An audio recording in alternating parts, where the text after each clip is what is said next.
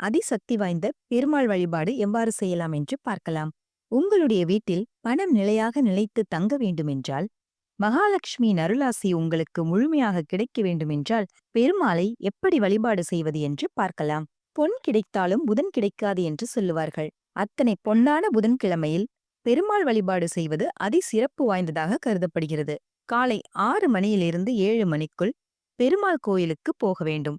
போகும்பொழுது நீங்கள் கட்டாயம் வாங்கி செல்ல வேண்டிய ஒரு பொருள் நெல்லிக்காய், வெற்றிலைப்பாக்கு, அதன் மேலே வாழைப்பழம், அதற்கு மேலே நெல்லிக்கனிகளை வைத்து பெருமாள் பாதத்தில் வைத்து உங்கள் பெயரைச் சொல்லி அர்ச்சனை செய்து கொள்ளுங்கள். வழக்கம் போல கோயிலில் நெய்விளக்கு ஏற்ற வேண்டும். பெருமாளுக்கு துளசி இலை மாலையை வாங்கி போட வேண்டும்.